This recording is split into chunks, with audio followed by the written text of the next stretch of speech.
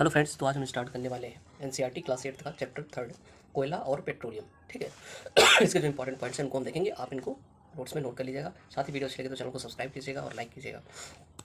चलते हैं, सबसे पहले हम इसको देखते हैं कि यहाँ पे क्या क्या चीज़ें इंपॉर्टेंट है। देखिएगा, सबसे पहले आता है आपका प्रकृति में विभिन्न संसाधनों की उपलब्धता की दृष्टि से प्रकृति संसाधनों के व्यापक रूप में दो भाग में बांटा गया है। पहले समझ लेते हैं प्राकृतिक संसाधन क्या होते हैं। तो वे संसाधन जो हमें प्राकृतिक रूप से प्राप्त होते हैं, ठीक है, जो प्रकृति हमें प्रदान करता है, उन्हें हम प्राकृतिक संसाधन कहते हैं। जैसे हमारा वन हो गया, कोयला हो गया, जल हो गया, ठीक है, वायु हो गया, सूर्य प्रकाश हो गया, ये सारे हमारे जो प्राकृतिक संसाधन होते हैं। बहुत सारे मेटल होते हैं, मिनरल्स होते हैं, वो सारे क्या होते हैं, हमारे प्राकृतिक स्रोत होते हैं। ठीक है, आगे चलते हैं। यहाँ पे देखिएगा अक्षय प्राकृतिक संसाधन क्या होते हैं।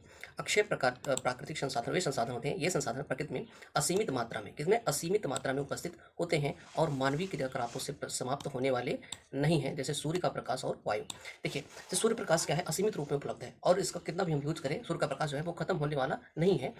ठीक है, इन जनरल अगर बात करें तो, और वायु भी क्या रहती है, हमेशा विद्यमान रहती है। ठीक है, तो ये अच्छे प्राकृतिक संसाधन होते हैं, इसको आप नोट कर लीजिएगा। एग्जाम्पल क्या है, सूर्य का प्रकाश और वायु, ये कभी समाप्त नहीं होते हैं। ये असीमित मात्रा में उपस्थित होते हैं। ठीक है, आगे चलते हैं। समाप्त होने वाले प्राकृतिक संसाधन कौन कौन से हैं। ऐसे प्राकृतिक संसाधन जिनका उपयोग करने के बाद वो समाप्त हो जाते हैं। देखिएगा, प्रकृति में इन स्रोतों का मात्रा जो होती है वो सीमित होती है। क्या होती है, मात्रा सीमित होती है। ये मानवीय क्रियाकलापों द्वारा समाप्त हो सकते हैं। इन संसाधनों में उदाहरण कौन सा है, वन है, वन्य जीव है, खनिज है, कोयला है, पेट्रोलियम है, प्राकृतिक गैस है। ठीक है, नेचुरल गैस जिसे कहते हैं। ये सारी ऐसी चीज़ें हैं जिनका अगर हम उपयोग करेंगे तो ये खत्म हो जाए। जैसे वनों की कटाई करेंगे तो खत्म हो जाएंगे। वन्य जीव हैं, इनका वन खत्म हो जाएंगे तो वन्य जीव ऑटोमेटिक खत्म हो जाएंगे। खनिज संसाधन है जो भी निकलते हैं भूमि के अंदर से, वो भी तो एक लिमिट में है ना, वो भी खत्म हो जाएंगे। और कोयला कोयला तो आप जानते हैं, कोयला खानों से निकलता है, माइन से, वो भी खत्म हो सकता है। पेट्रोलियम का यूज करेंगे, पेट्रोल खत्म हो जाएगा, प्राकृतिक गैस भी खत्म हो जाएगी। ये सब क्या है, समाप्त होने वाले हैं। ठीक है। आगे चलते हैं, आगे देखते हैं हम। आगे इंपॉर्टेंट पॉइंट्स क्या है, इनको आप नोट करते चलिएगा। अगर हम बात करते हैं, देखिए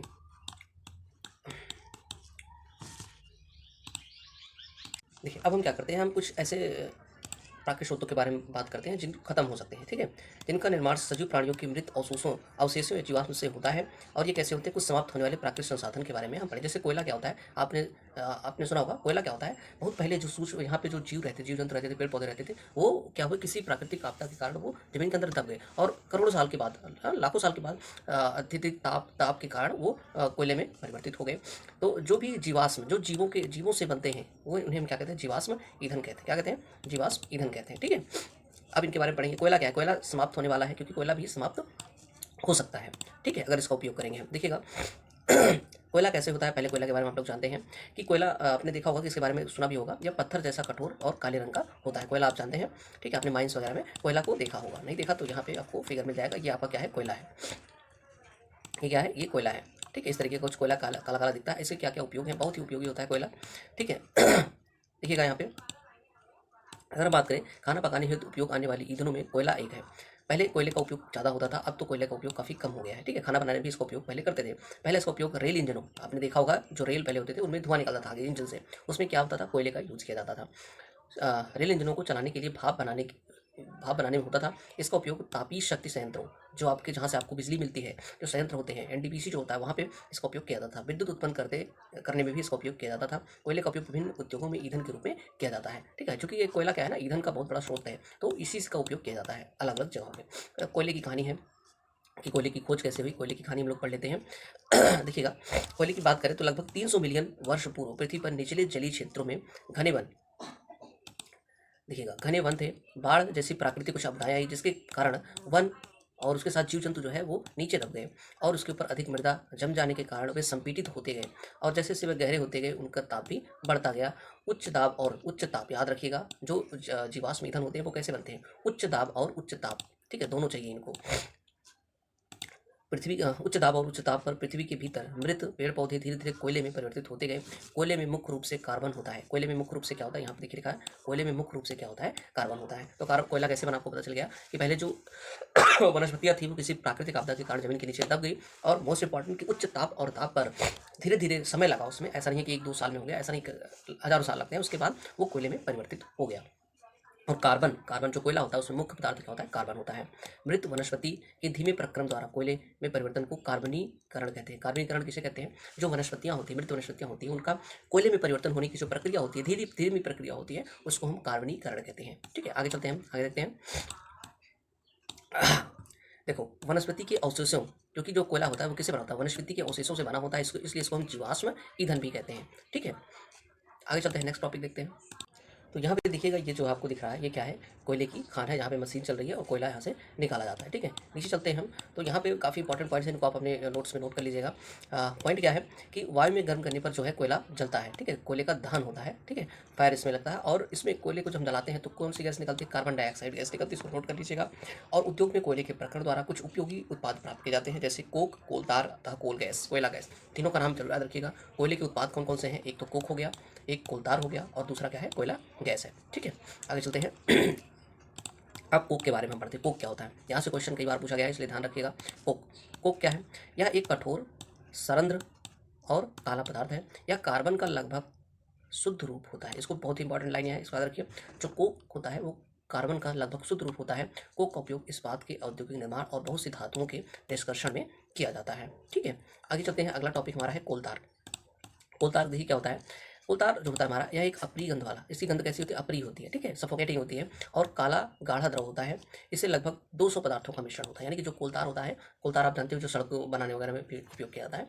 ठीक है, वो कोलतार जो होता है ये 200 पदार्थों का मिश्रण होता है। इसकी गंध अप्रिय होती है और काला गाढ़ा द्रव होता है। ठीक है, आगे चलते हैं, देखिएगा अब कोलतार का उपयोग क्या होता है। तो देखिएगा, कोलतार से प्राप्त उत्पादों का उपयोग प्रारंभिक पदार्थों के रूप में दैनिक जीवन में काम करने वाले विभिन्न पदार्थों के औद्योगिक निर्माण में तथा उद्योगों जैसे संश्लेषित रंग, औषधि, विस्फोटक, सुगंध, प्लास्टिक, पेंट, फोटोग्राफिक सामग्री, छत निर्माण सामग्री आदि को बनाने में होता है। रोचक तथ्य है कि मौत और अन्य कीटों को भगाने हेतु प्रयोग में लाई जाने वाली नेप्थलीन, यहाँ पे देखिए इंपॉर्टेंट है नेप्थलीन, क्या है नेप्थलीन। ठीक है, मैं इसको थोड़ा सा आपको नोटेशन में दिखाता हूँ, ये क्या है, नेप्थलीन है।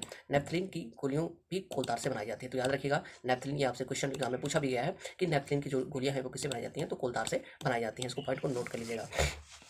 अब देखिएगा, यहाँ पे आजकल जो पक्की सड़कें बनती हैं इनके निर्माण में कोलतार के स्थान पर पेट्रोलियम उत्पाद बिटुमेन का उपयोग किया जाता है। किसका, बिटुमेन का। अब कोलतार का उपयोग नहीं किया जाता, पहले कोलतार का उपयोग किया जाता था, अब बिटुमेन का उपयोग किया जाता है। ठीक है, आगे चलते हैं।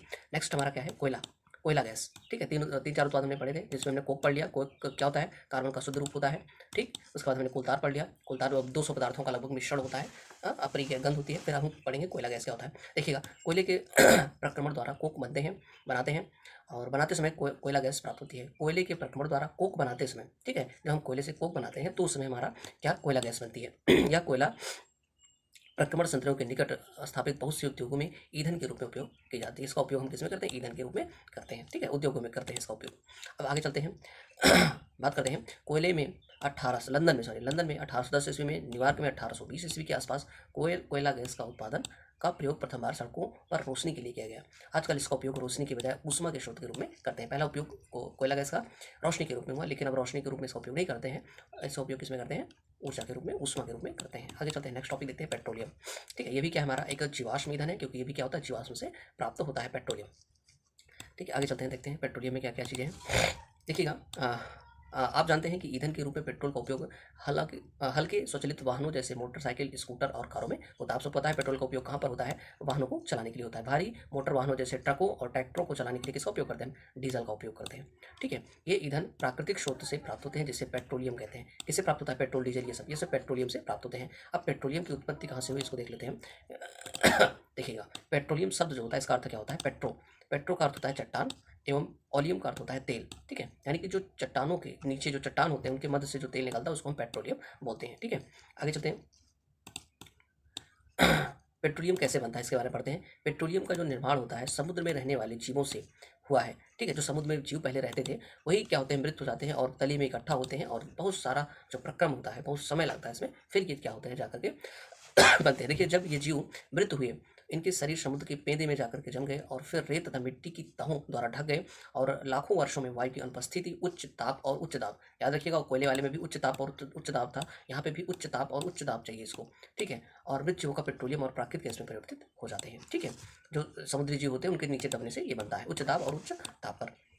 अब देखिएगा, आगे चलते हैं। कह रहा है कि पेट्रोलियम और प्राकृतिक गैस के भंडारों को दर्शाता है, मतलब चित्र यहाँ पे मैं आपको दिखा दूंगा। आप देख सकते हैं कि पेट्रोलियम तेल और गैस की परत जल की परत के ऊपर है। ऐसा क्यों है, अब देखिए आगे इसको मैं आपको समझाता हूँ क्या चीज़ें कहना चाह रहा है। देखो, यहाँ पे मैं आपको एक फिगर दिखाता हूँ। देखिए ये तेल का कुआँ है, ये आपका जो है ये सी लेवल है, ठीक है, ऊपर वाला सी लेवल है। और यहाँ पे नीचे आप देखोगे तो यहाँ पे, ठीक है, ये ज़मीन के नीचे का हिस्सा है, इसको देखो आप। यहाँ पे देखो सबसे नीचे क्या है, जल है, फिर क्या है, तेल है, और फिर क्या है, गैस है। अब देखो ये सिंपल सी बात है, जल नीचे क्यों, क्योंकि इसका घनत्व तो ज़्यादा होता है, नीचे रहेगा, भारी होता है। तेल हल्का होता है, आप प्रैक्टिकल देखेंगे तेल पानी पर तैरता है, तो तेल पानी पे तैर रहा है, और चूंकि गैस है ये तो और हल्की होती है, इसलिए ये सबसे ऊपर है। तो इसमें कोई आपको प्रॉब्लम नहीं होगी समझने में। सबसे नीचे जल रहेगा क्योंकि घनत्व तो ज़्यादा है, भारी है, तेल उससे हल्का है, तेल ऊपर रहेगा, और सबसे ऊपर गैस होती है, जो प्राकृतिक गैस होती है हमारी, ठीक है। आगे चलते हैं, नेक्स्ट टॉपिक देख लेते हैं। यहाँ पे इंपॉर्टेंट एक पॉइंट था ये वाला।